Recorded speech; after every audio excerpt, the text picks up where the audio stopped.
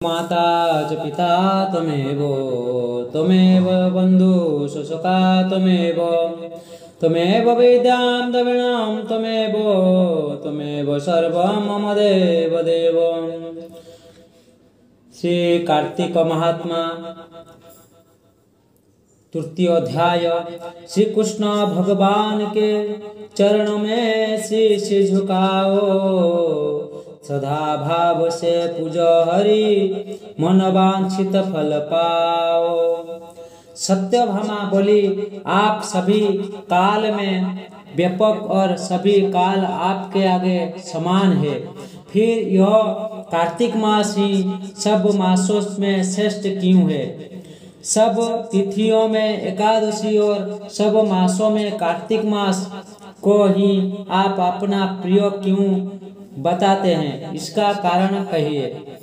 भगवान श्री कृष्ण बोले, हे प्रिय, तुमने मुझसे बहुत अच्छी बात पूछी है, मैं तुमको इसका कारण बताता हूँ, ध्यान से सुनो।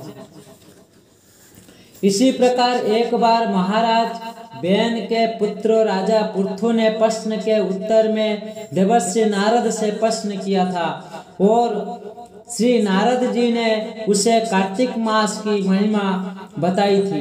राजा पृथु के प्रश्न के उत्तर में देवर्षि नारद ने कहा था, हे राजन, एक समय शंखासुर नामक एक राक्षस बड़ा बलवान और अत्याचारी था। उसने अपने अत्याचारों से तीनों लोकों को कंपायमान कर दिया था। उस शंखासुर ने स्वर्ग में रहने वाले देवताओं को जीतकर इंद्र आदि देवों व लोकपालों के अधिकारों को छीन लिया। उससे डरकर सभी देवता सुमेरु पर्वत की गुम्फाओं में कुटुंबियों के साथ बहुत दिनों तक छिपे रहे। वो बाद में सुमेरु पर्वत की गुम्फाओं में निश्चिंत होकर रहने लगे। जब शंखासुर को पता चला कि देवता आनंद से सुमेरु पर्वत पर रहने लगे हैं, तो उसने सोचा कि ऐसी कोई दिव्य शक्ति जरूर है जिसके कारण अपना अधिकार छीन जाने पर भी देवता बलवान होते हैं जा रहे हैं। यह सोचते सोचते वह इस परिणाम पर पहुंचा कि वह सब वेद मंत्रों के बल से ही बलवान हो रहे हैं। अगर देवताओं से वेद छीन लिया जाए तो ये अपने आप निर्बल हो जाएंगे। देवर्षि नारद बोले, ऐसा सोचकर शंखासुर भगवान विष्णु को सोते हुए देखकर सत्यलोक में वेद चुराने के लिए पहुंचा। शंखासुर आता देखकर भगवान विष्णु ने उसकी नियत जानकर उसके डर के कारण बीज मंत्र के साथ समुद्र के जल में छिप गए। शंखासुर वेद मंत्र तथा बीज मंत्रों को ढूंढता हुआ समुद्र में प्रविष्ट हो गया, लेकिन न तो उसको वेद मंत्र मिले और न बीज मंत्र ही। जब शंखासुर समुद्र में निराश होकर वापिस लौटा तो उस समय श्री ब्रह्मा जी पूजा की सामग्री लेकर सब देवताओं के साथ भगवान विष्णु की शरण में पहुंचे और भगवान को गहरी नींद से जगाने के लिए गाने बजाने लगे और धूप गंध आदि से बार बार उनका पूजन करने लगे। धूप दीप नैवेद्य आदि अर्पण करने पर विष्णु भगवान की निद्रा खुली और वह देवताओं सहित श्री ब्रह्मा जी को अपनी पूजा करते देखकर बहुत प्रसन्न हुए और उनसे कहने लगे, मैं आप लोगों के इस कीर्तन और मंगलाचरण से अति प्रसन्न हूँ। आप अपना अभीष्ट वर मांगिए, मैं अवश्य प्रदान करूँगा।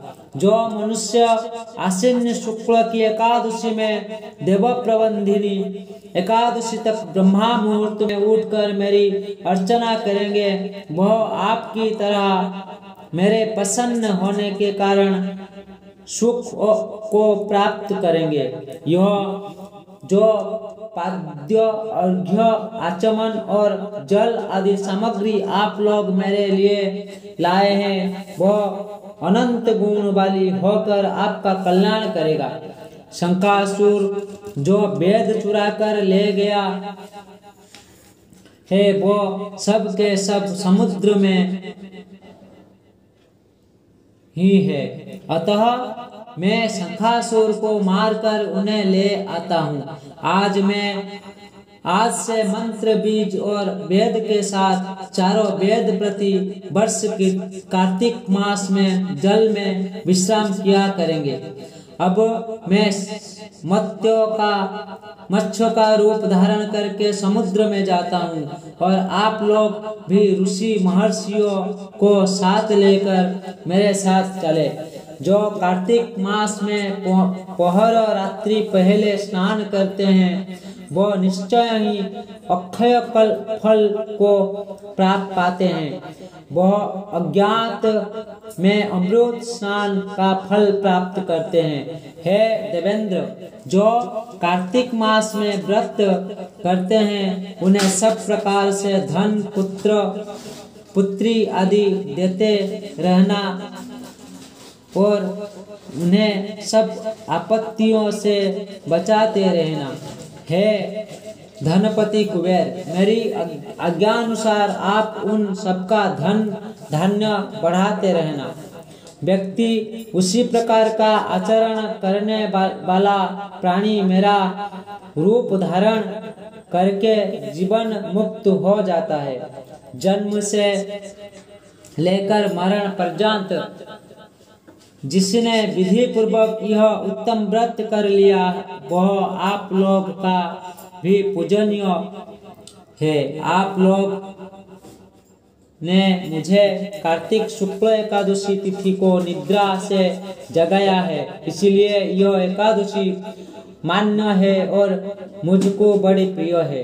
हे देवताओं, यह दोनों व्रत नियम पूर्वक करने से प्राणी मेरी समीप पहुँचते हैं। इन व्रतों के करने से जो फल मिलता है, वह अन्य व्रतों से नहीं मिलता। इसलिए हर मनुष्य को सुखी और निरोग रहने के लिए कार्तिक महात्म्य और एकादशी कथा सुनते हुए उपयुक्त नियमों का पालन करना चाहिए।